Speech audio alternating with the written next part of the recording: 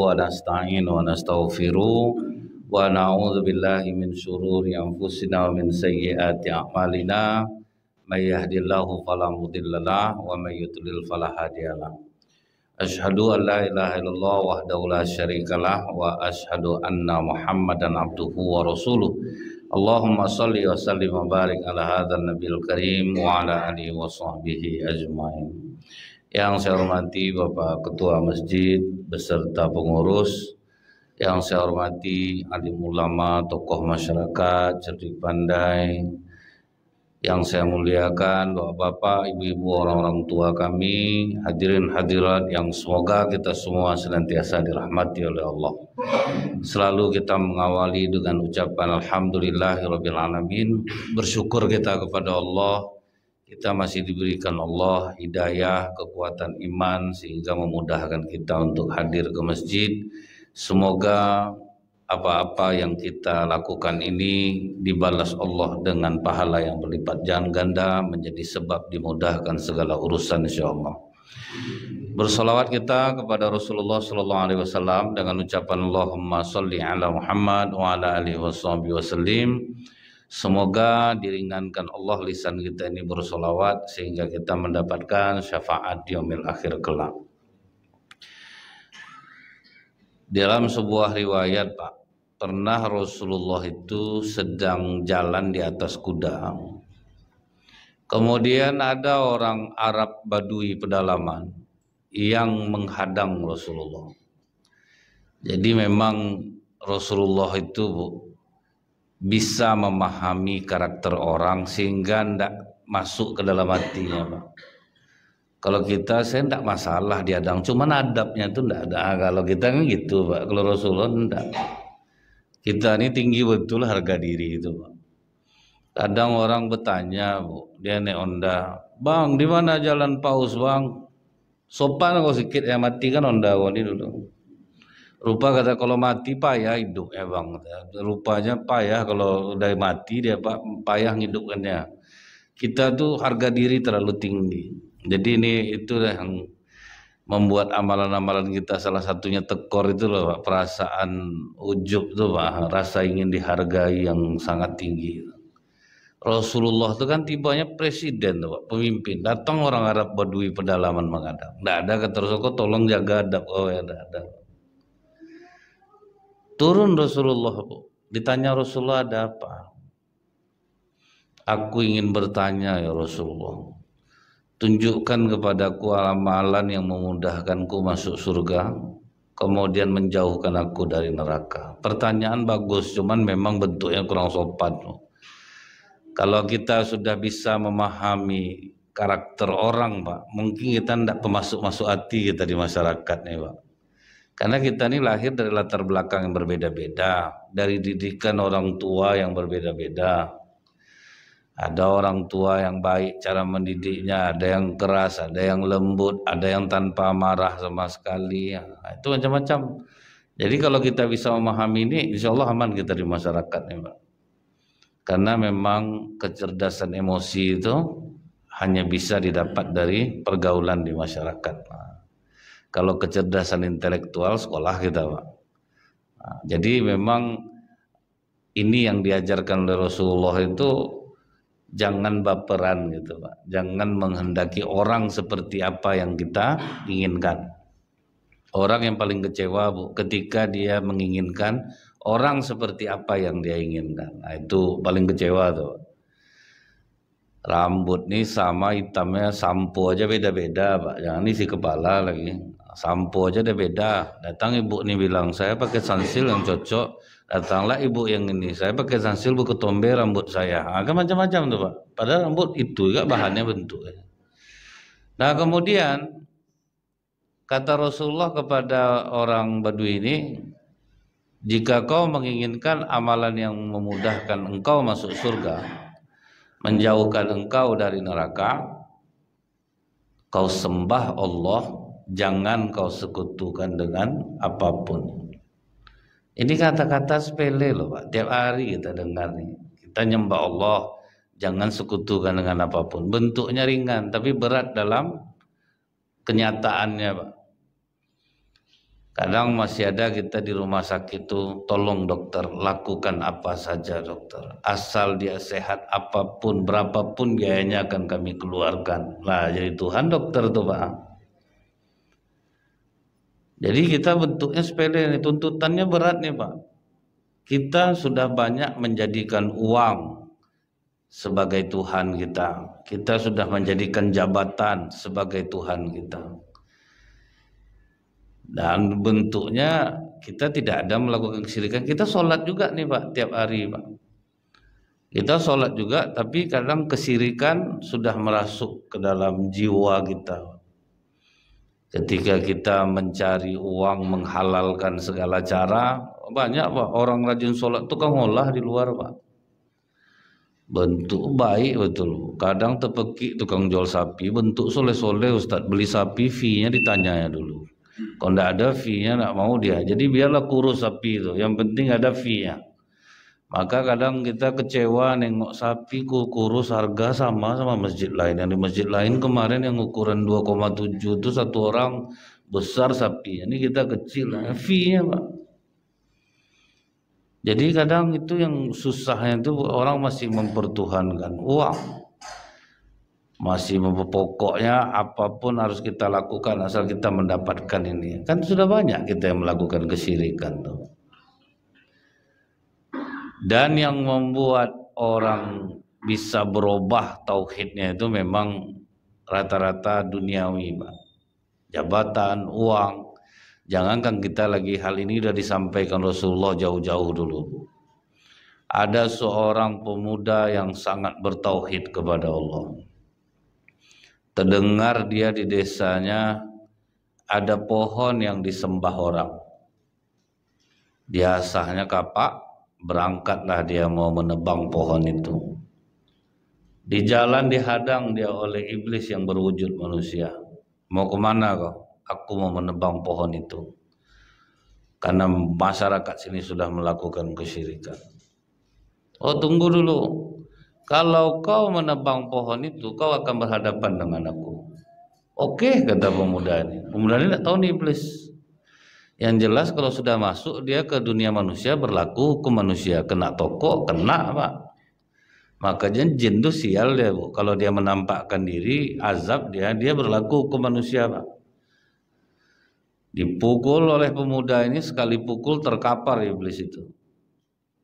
Kata iblis itu, tunggu, jangan kau pukul aku.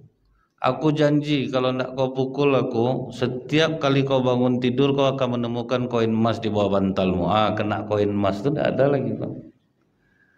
Itulah yang menggoyah-goyahkan tauhid kita sekarang. Bahkan kita pula yang mensupport kadang anak. Pokok masuk situ nak berapa bayar nanti kita bayar. Itu kan dianggap biasa Pak. Ini ya. Kita sendiri mungkin salah satu yang melakukannya dalam hal ini. Pokoknya PNS itu segala-galanya lah pokoknya. Pokok berapapun biaya masuk lah. Papa yang bayar nanti. Udah Papa siapkan tuh uangnya. Itulah segala-galanya gitu. Kan udah sama mempertuhankan tiba. Jadi jangan dibilang kita tidak ada melakukan kesyirikan. Masih banyak umat Islam yang melakukan kesyirikan. Pulanglah pemuda tadi. Begitu dia pulang, bangun dia tidur, ada koin emas. Wah, berarti betul iblis. Hari kedua bangun tidur, ada koin emas. Hari ketiga bangun tidur, tidak ada koin emas. Dia sahnya kapak balik. Pergi dia balik ke tempat itu, dihadang lagi oleh iblis yang sama. Kau mau kemana? Kau tidak tepat janji. Karena aku bangun dari pagi tidak ada lagi koin emas. Kata iblis itu, kalau sekarang jangan kau macam-macam sama aku. Oh tidak jerah kau aku pukuli kemarin. Pemuda dimaju, iblis pula mukul dia. Dia lain terkapar Pak. Kenapa kau begitu kuat? Waktu kau pertama mau menebang pohon dulu, itu niat kau murni karena Allah. Jangankan aku, langit dan bumi pun tidak akan bisa untuk menghadang.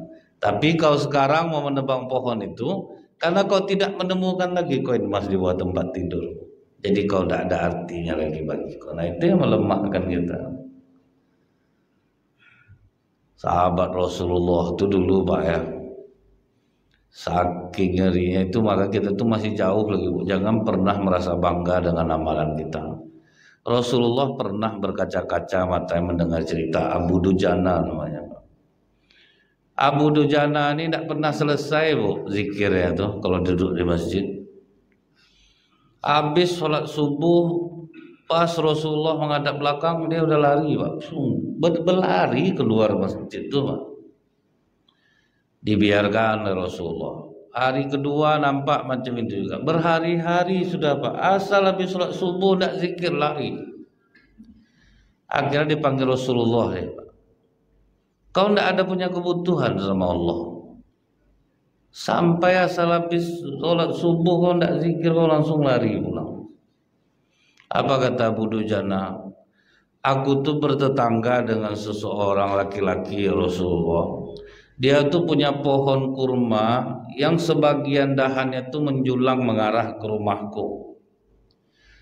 Jadi setiap malam kurma yang mengarah ke rumahku itu tuh sering berguguran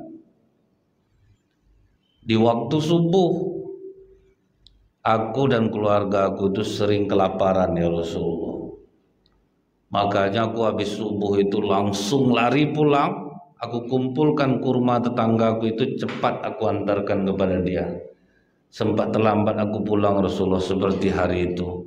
Anakku yang kelaparan bangun, dimakan ya kurma tetanggaku itu. Bagaimana nanti pertanggungjawabanku di akhirat, ya Rasulullah? Aku lari pulang, ku peluk tubuh anakku. Tidak ada tempat haram di dalam perutmu. Aku congkel, ya Rasulullah. Itu yang buat Rasulullah menangis, Bang. Kalau kita adalah berkelebihan pula abang anak-anak, apalah salah ya. Temakan ya, bagi sahabat tidak ada toleransi. Ada, kita udah sekuat ini, manalah ada. Termasuk kami ini, manalah ada macam itu. Situ berapa amplopnya? Situ kan, kalau gitu gantikanlah saya di masjid sana, kan amplopnya sedikit situ. Banyak juga, Pak. Jadi jangan dikira Bu Kabi Ustadz ini selamat itu jadi ajang bagi kita untuk introspeksi diri ini, Pak. Kadang orang-orang udah rajin ke masjid ini lain lah sombongnya, Pak. Mudah jengkali orang, ini neraka nih, macam ini kelakuan kau neraka kau. Nah, kan mudah aja gitu, Pak. Kita tidak tahu akhir hidup seseorang. Ada orang di masa tuanya, Pak, ya, diberi keajaiban, Pak. Jarang-jarang Allah ngasih hidayah tuh. Cuman mungkin ada amal baiknya yang masih dipandang oleh Allah. Nah, di masjid meninggalnya kadang, Pak. Jadi memang kita itu tuh banyak dari segi hal-hal yang halus-halus yang masih harus kita kejar terus, Pak. Ini alhamdulillah lah kita ada dengan pengajian-pengajian tiap hari. Sekarang kan tidak ada alasan kita tidak berilmu lagi, Pak. Di YouTube banyak, di TikTok ada ceramah. Apa yang tidak ada ceramah? Tidak ada alasan kita untuk tidak tahu agama lagi sekarang. Nah, jadi di sini membuktikan apa, Bu? Ternyata para sahabat Rasulullah itu sampai hal yang sekecil-kecil masalah kurma sebiji aja, Pak, dipikirnya mau masuk ke perutnya. Itu ngerinya tuh, ya. Itu yang membuat Rasulullah menangis jadi ya. Aku sempat termakan sama anak aku di Rasulullah, bagaimana pertanggungjawaban aku nanti di akhirat? Maka aku congkel ya Rasulullah mulutnya, aku katakan tidak ada tempat yang haram bagimu, nak. Walaupun susah, Pak, sebegitu susahnya, tapi tauhid terjaga, Pak. Jadi kata Rasulullah, panggil laki-laki tetanggamu itu. Dipanggil laki-laki ini. Ini laki-laki yang ini Bu, kata Rasulullah, ini tipe orang munafik. Dia Islam tapi munafik. Dan ini salah satunya, kalau kita kan taunya, Pak, berbicara dusta, berjanji mengingkari, berkhianat. Tapi rupanya dalam kehidupan akan berbeda kadang penjabarannya itu. Seperti laki-laki ini. Dia Muslim, Pak, dia sholat. Tanya Rasulullah lah, kau mau enggak aku ganti satu batang pohon kurmamu itu dengan sebatang pohon kurma di surga dari mutiara bertahtakan emas dan dijaga oleh bidadari surga, dan 10 banyaknya untukmu. Jawabannya apa, Bu? Kalau jualan sama aku ini berjelas-jelas saja lah Rasulullah. Nah, itu jawabannya Pak. Kalau surga itu nanti-nanti lah dulu tuh. Yang jelas lah kita masih kan masih banyak kita yang seperti itu. Tiba ngabiskan duit beli mobil, renovasi rumah, ikhlas semuanya. Tapi coba diajak nyumbang ke masjid, pikir-pikir Pak. Saya terharu, ada seorang perempuan namanya Ibu Aisyah. Itu sekali sedekah Pak, 20 M. Memang dahsyat Bu. Kalau orang udah tahu ke agama nih, kan lagi viral Bu Aisyah tuh Pak. Restorannya semakin maju di Surabaya, ini enak disedekahkannya. Disedekahkannya restorannya sedang jadi-jadi Pak. Kalau kita tuh Bu yang kita keluarkan untuk jalan Allah ini sedikit daripada yang kita nikmati. Coba lah cek ke diri masing-masing. Yang kita sumbangkan itu sedikit baru dibanding dengan apa yang kita dapat. Saya membuktikan itu di rumah sakit Pak, karena rumah sakit penuh semuanya. Rasulullah sudah mengatakan sembuhkan penyakitmu dengan sedekah. Di rumah sakit penuh di Pekanbaru, berarti kan orang Pekanbaru ini tidak imbang Pak sedekahnya. Masih banyak menghabiskan untuk diri sendiri daripada untuk agama. Untuk kepentingan kebaikan itu masih kecil lah. Bukan tidak ada Pak, ada tapi tidak imbang. Misalnya nih Pak, Bapak kurban 1 ekor sapi, orang mungkin nengoknya wah Pak, tapi Bapak yang tahu itu belum seberapa dari duit Bapak kadang lagi. Nah itu Pak, orang nengok di luar, oh, dahsyat Bapak tuh 1 ekor sapi dia kurban. Tapi Bapak yang tahu Pak, duit Bapak jauh lebih besar daripada itu sebetulnya. Makanya saya lihat di Al-Falah Darul Mutakin Bu, ada yang kurban 1 nama 5 ekor sapi. Ya, ini berarti orang udah ngaji nih. Tahu dia 1 nama 5 ekor sapi, sebelah nanti istrinya lah Pak sekian ekor sapi, anaknya sekian ekor sapi pula. Jumlah kurbannya bebas Pak, datang orang nanti Pak Haji di tempat kami baru 1 sapi udah ikutkan saya seekor sana. Jadi bukan 1. Karena Pak Rasulullah berapa Bu kurban? 1 orang Rasulullah 200 ekor kambing Mbak, itu kambingnya baru 200 ekor. Jadi makin maju Islam makin jaya, waktu itu Pak, kurban mereka semakin besar. Nah itu tuh yang kadang kita susahnya tuh Bu. Jadi Ibu Aisyah tuh sedekah sekian M tuh, ini berlebih dari yang dibutuhkan. Berarti memang kekuatan dia sedekah tuh udah ngeri besar, berarti besar. Macam Utsman bin Affan Pak, kan sedekahnya memang besar-besar itu Abdurrahman bin Auf. Maka saya tidak heran kenapa orang Pekanbaru ini payah kalau sembuh, kalau sakit. Cek aja lah diri kita sendiri ini Pak. Tidak bisa diambil Allah dengan sedekah, diambil Allah dengan sakit. Karena sakit penghapus dosa Pak. Tanda sayang Allah ke kita sebetulnya. Cuman tidak selamanya sakit itu karena kita pelit. Maksud saya itu introspeksi aja lah diri masing-masing gitu Pak ya. Kalau karena pelit berubahlah. Tapi kalau memang karena ujian, itu beda lagi. Karena cirinya orang yang sakit karena ujian, dia tidak pernah ngeluh sama orang Pak. Tidak pernah cerita. Itu udah saya buktikan tuh Bu. Saya pernah nampak bapak asal sholat ditariknya ke mejanya nih Bu. Itu nanti apa? Nanti tarik lagi. Akhirnya saya tanya, Bapak kenapa Pak sering naik-naik? Oh, saya kena kayap Ustadz Herbes. Jadi kalau kena baju itu pedih ya. Jadi cara dia cerita itu bukan ngeluh Pak. Makanya kadang saya tarik, kadang kena angin, namanya di masjid lah katanya kan, AC kuat, dia pedih, saya tarik. Pas saya ceramah di rumah sakit, saya tanya sama dokter, dok, Herbes itu gimana rasanya dok? Plastik dibakar, diteteskan ke kulit, nah itu rasanya. Itu yang ditanda ngeluh. Ini sakit kepala, buat status di IG langsung tuh Pak, ambil foto sedang megang kepala gitu ya tuh. Tolong info obat sakit kepala. Nah itu ciri orang-orang yang mengeluh kalau sakit. Ini positif nih, sedekah kurang. Karena saya banyak Bu menengok ada ibu-ibu yang dipasang bautnya Bu ya, tapi bawa cerita di rumah sakit enak Pak. Ya namanya badan sudah lama dipakai Ustaz, tentu dah lapuk-lapuk pula. Nggak ada ngeluhnya Pak. Tapi kalau yang ini apa kabar Bu? Nggak tahu lah saya lagi.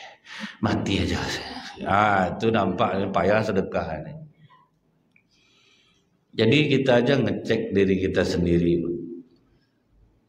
Kadang itulah saya kawan-kawan kalau sakit Bu sama-sama Ustadz, kalian tuh sibuk mengumpulkan donasi, ada kalian bersedekah. Karena kan kami Ustadz ini banyak programnya Bu. Kami buat ini ya, siapa kumpulkan donasi karena udah merasa mengumpulkan uang orang, dia tidak perlu sedekah lagi Pak. Nah, maka banyak kami ini yang kena penyakit tuh Pak. Memang penyakit itu sebagai ujian, tapi kita sendiri yang tahu. Kita tuh sudah banyak melakukan kesyirikan kepada Allah tanpa kita sadari. Kita sudah mempersekutukan Allah. Kita masih yakin ada kekuatan lain selain kekuatan Allah yang berpengaruh ke dalam diri kita. Nah itu yang kata-kata sepele, sembah Allah jangan sekutukan, amanlah hidup kita. Tuh nyebutnya mudah Pak. Dalam keseharian lama lah kita di HP daripada kita baca Quran lagi. Kalau di HP tahan berjam-jam. Tidak syirik tuh Pak. Lebih berharga bagi kita info dunia ini lagi. Kalau kita makanya Pak, kenapa kata Rasulullah 9 dari pintu rezeki itu adalah perdagangan. Karena apa? Kalau pedagang tuh Pak, dia cepat merasakan kalau dia buat salah langsung kena.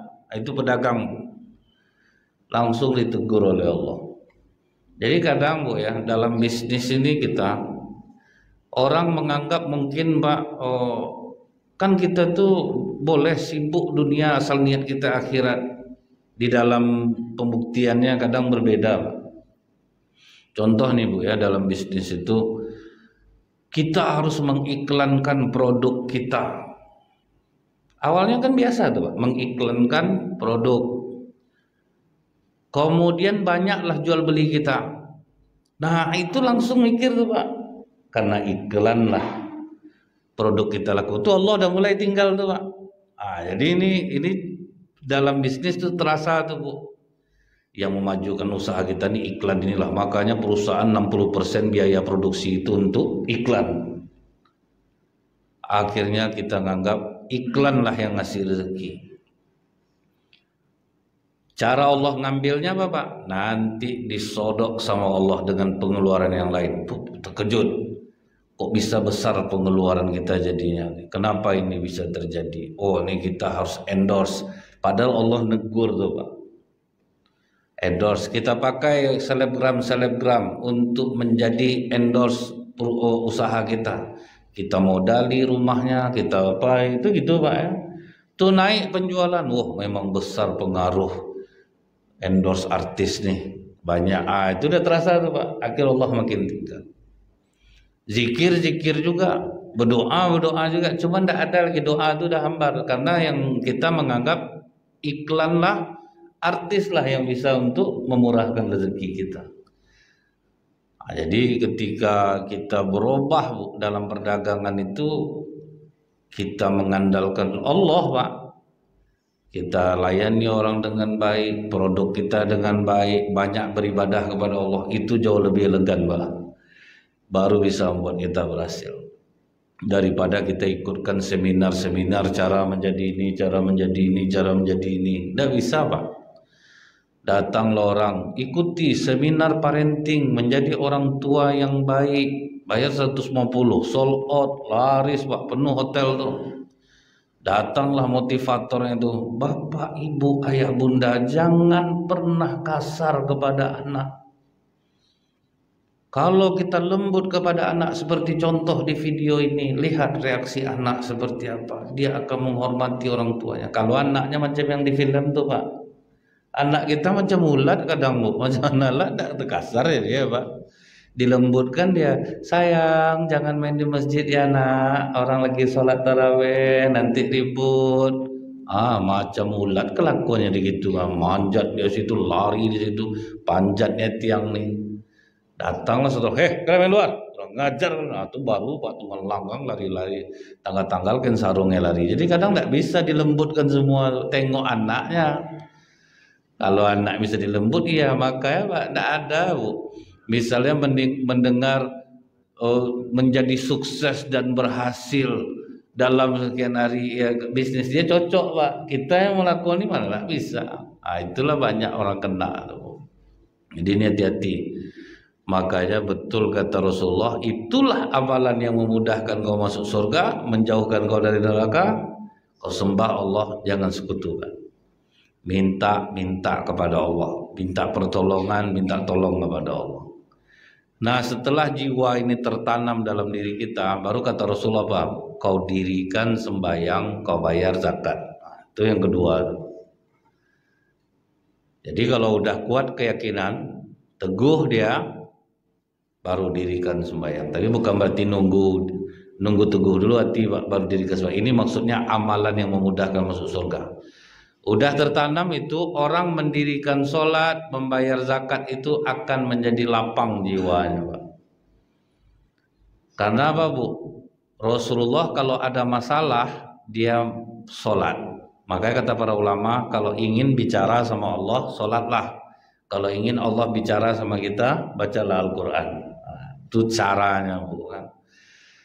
Dan terbukti, Bu, orang-orang yang selalu melaksanakan sholat, menambah amalan sholatnya, itu akan terasa memudahkan hidupnya dan banyak keajaiban yang akan dia rasakan. Mungkin saya pernah menceritakan perempuan Maroko yang kena kanker payudara, Pak. Pertama pergi dia ke Belgia, karena di Belgia yang bagus pengobatan itu. Lupa sampai di Belgia, tetap keputusan dokter harus memotong payudaranya, mengangkatnya.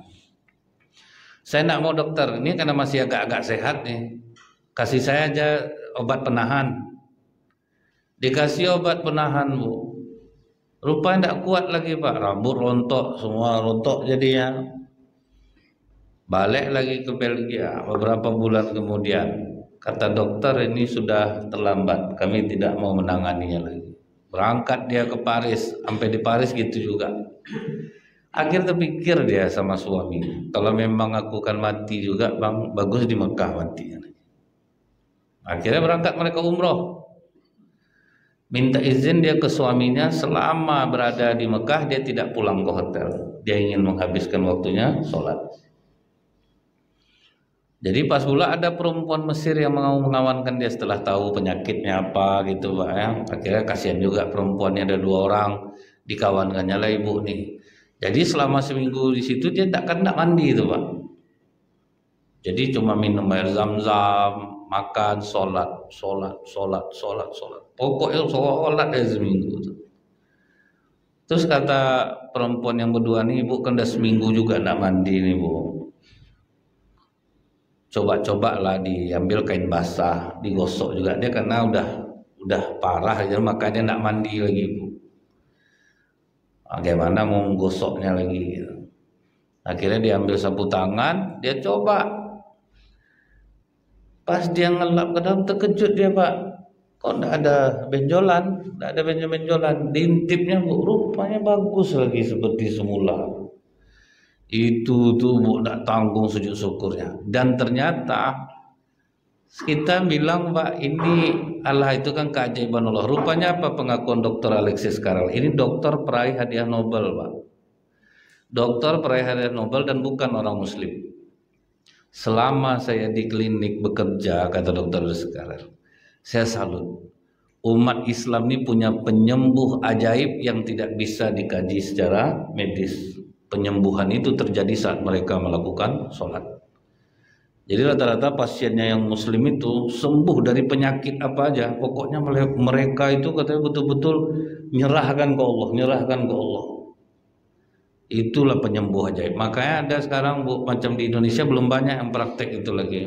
Dr. Agus kalau tidak salah saya. Jadi kalau ada pasien, dia nanya, yang pertama kita tanya tuh, udah lapor Allah dulu belum, Bu? Belum. Kalau belum, Ibu lapor dulu ke Allah, sholat dulu, lapor dulu ke Allah. Karena kami tidak ada yang bisa menyembuhkan penyakit. Itu, Pak, ya, dasarnya sholat tuh. Orang banyak makin susah hidupnya, makin jauh dia dari Allah. Kita itu kesempatan, Pak, makin susah kita, makin seharusnya kita makin dekat. Kalau perbanyak aja sholat lagi, Pak. Mau keluar, duit keluar, Pak. Tambah putus asa nanti. Ini kan banyak orang, kan yang penting kita harus keluar, ya. Keluar, duit keluar. Tambah payah hidup dibuatnya. Tambah putus asa. Kita dalam keadaan tidak punya kekuatan apa-apa itu, Pak. Tirulah macam amalan Abu Kilabah al-Jurmi. Tidak keluar lagi. sholat ke masjid. Sampai ada satu orang bilang, saya praktekkan kata ustaz tuh ustaz, tapi ujiannya kuat tetangga bilang saya pemalas lah, tidak mau bekerja lah. Dibantai keluar, duit tidak ada pak, mau kemana dia lagi? Saya bilang sholat aja, jangan pedulikan sholat aja. Makin jumpa sih sebenarnya makin bening wajahnya sekarang pak, kaget dia ada aja jalan keluar setiap kali permasalahan dia. Nah inilah dasarnya mendirikan sholat. Nah kemudian membayar zakat nih, itulah herannya kita di Indonesia nih. Kalau menghitung hartanya yang ada, kekayaannya bisa pak. Cuma menghitung zakat nih bertanya tiap tahun terus pak. Dia masih sibuk tuh Ustadz belum sampai. Kalau untuk bertanya mengeluarkan tuh pertanyaan banyak, berarti itu tiap tahun pak. Tapi kalau dihitung asuransi rumahnya terbakar, tahu dia semua detail berapa hartanya yang tinggal tuh. Itulah aneh gitu. Jadi dalam hal membayar zakat, sedekah, kesadaran kita ini memang masih minim. Walaupun sudah banyak contoh yang kita lihat betapa dasarnya macam bapak ibu yang sering menyumbang lah ke masjid ini. Kenapa kok mau? Karena sudah terasa keajaibannya. Bapak ibu yang rajin sholat ke masjid, pas ditengok orang-orang di luar yang usianya sama-sama bapak ibu udah parah-parah bentuknya, bapak masih sehatnya berubah. Memang terasa keajaibannya itu bu. Sampai bu ya wajah orang rajin sholat ini masuk gereja tahu pendeta pak. Jadi dulu ada bu orang masuk dia ke gereja tahu pendeta yang muslim keluar, itulah saking berbedanya wajah kita tuh. Terus ada satu anak orang Kristen dari kasar tampangnya, jadi dia selalu sama saya tuh pak. Dari kasar tampangnya sampai selembut-lembutnya wajah itu pak. Akhir baru curiga mamanya, ini dirahasiakan nih pak selama ini dia masuk Islam tuh. Akhirnya curiga bapak yang diusir dia dari rumah, keluar dia sudah itu apa perasaan orang tua lah namanya pak. Oke lah kau boleh muslim tapi tolong sembunyikan di tengah keluarga. Jangan sampai tahu orang. Macam mana tuh Ustaz? Saya kadang dibawa ke gereja, anggap aja lah kita macam kunjungan aja gitu. Nah, dia untuk apa? Jangan sampai rusak keluarga besarnya karena kekuatan agama mereka dahsyatlah keluarga ini di tengah-tengah orang non muslim. Cuman lama-lama apa kata mak, kok makin baik sekarang. Makin baik, semua orang tua baik, wajah makin lembut. Akhir tahu keluarganya semua pak, walaupun dia tidak mengucapkannya, dari wajahnya itu loh bu. Karena kan orang Islam ini kepasrahannya itu tinggi pak. Jadi macam bapak ibu yang gemar sedekah, tuh hati lapang gitu ya pak. Hati lapang tuh hormon bahagianya yang banyak. Maka berbeda, wajah bapak ibu ini berbeda bu, dibanding dengan orang-orang yang tidak sholat, tidak sujud, itu pasti beda. Nah jangan pernah kita yang sudah kuat sedekah tambah kualitas yang lagi, yang belum coba. Jadi makanya saya selalu bilang kalau orang yang belum pernah berani sedekah, sedekahlah dengan apa hal yang kalian sukai. Nah, itu saya katakan tahu anak muda itu pak, supaya cocok sama jiwanya gitu bu. Karena nanti misal ada orang yang suka nyumbang itu moodnya ke masjid, ada yang ke panti asuhan. Jadi kemana arahnya dia mau supaya dia lebih ikhlas gitu. Nolong kawan, oke. Nah, kok kemana arah hati, yang penting mau sedekah.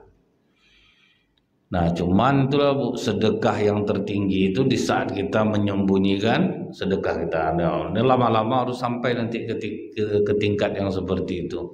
Karena kata Allah ketika ditanya, adakah makhlukmu yang lebih hebat dari bukit, dari besi, dari api, dari air, dari angin? Kata Allah, Ibnu Adam yatasaddaqu biyamini an shimal fahuwa asyaddu minhu. Anak cucu Adam yang bersedekah dengan tangan kanannya, tangan kirinya tidak tahu. Nah itu tuh yang paling tinggi Pak. Karena rentan memang hati kita ini kalau diumumkan tuh kadang agak lain rasa jiwa tuh Pak. Tapi bagi yang sudah biasa, karena sedekah secara terang-terangan bagus, sedekah secara sembunyi-sembunyi jauh lebih bagus. Karena kalau ndak pula kadang nyumbang, saya buatlah, saya antar aja ke masjid itu semen, pasir, sudah tuh paku-paku, apa yang dibutuhkan seng. Datanglah orang kadang, Pak Haji udah berapa bulan ini ndak ada nampaknya nyumbang ke masjid lagi Pak. Kadang itu tersebut jadinya. Ndak kau tengok pasir semen yang datang tuh. Siapa yang ngasih? Itu payahnya. Jadi kadang-kadang terang-terangan tuh bagus, cuman sembunyi jauh lebih bagus. Kadang pas saya bicara gitu Pak, ada orang kaya nih, saya nanya, Pak Haji sedekah nih mana mau Pak Haji? Sembunyi-sembunyi atau terang-terangan? Dia bilang enak sembunyi lagi Ustaz, tidak ditandakan orang. Contohnya gini Ustaz ya,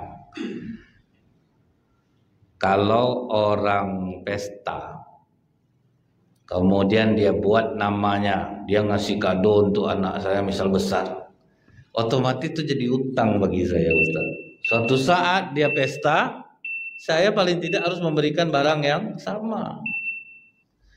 Jadi pas keluarga saya ada pesta, Pak Haji kan banyak nih, kawan-kawan Pak Haji orang kaya, undanglah. Mana undangannya? 50 undangan, saya isi aja amplop sendiri 50.000 satu apa tuh. Tidak saya sampaikan ke kawan-kawan saya undangan tuh. Karena kalau saya sampaikan, akhirnya orang tuh beri kado ke keluarga saya besar-besar tuh, saya mengganti besok jadinya. Kata betul juga Pak kan. Ini keluarga saya disuruh saya undang orang kaya. Saya undang kawan-kawan saya, akhirnya kawan saya karena segan nih karena nama saya, dikasihnya lah kado besar-besar. Itu besok pas keluarga dia 50 orang yang mau pesta tuh saya yang ganti dia. Jadi memang kalau bisa tuh kita mulai belajar seperti Ali bin Abi Thalib. Udah meninggal dia baru orang tahu, dialah yang mengantar makanan ke rumah orang-orang susah.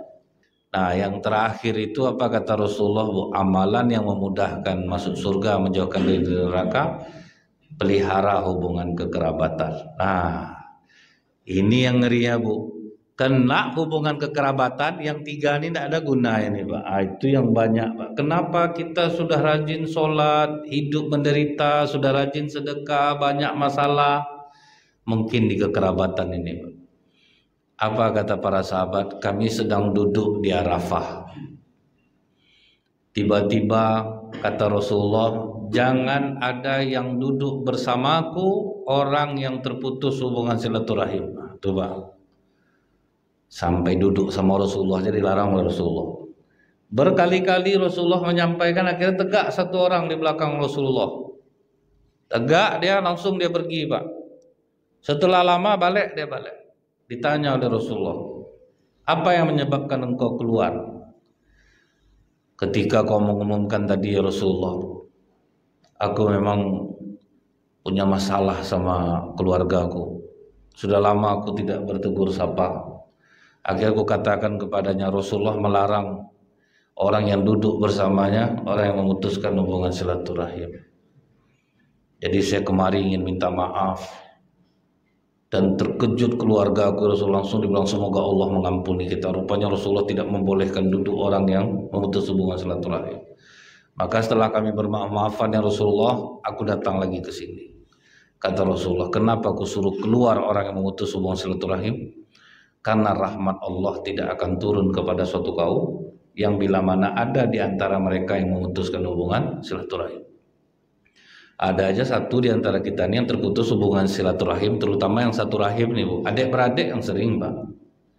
Gara-gara duit warisan, gara-gara direndahkan, gara-gara dihina, dicemooh di grup, merajuk, keluar. Makanya Bu, tidak betah orang duduk di masjid. Kenapa Pak? Awak udah ikhlas di masjid duduk, rupanya ada yang memutus hubungan silaturahim, tidak ada rahmat turun lagi Bu, habis. Kekerabatan ini makanya Bu dalam Islam nih ada sahabat yang bertanya, ya Rasulullah, aku sudah berusaha berbuat baik kepada keluargaku, tetapi mereka tetap membenci aku.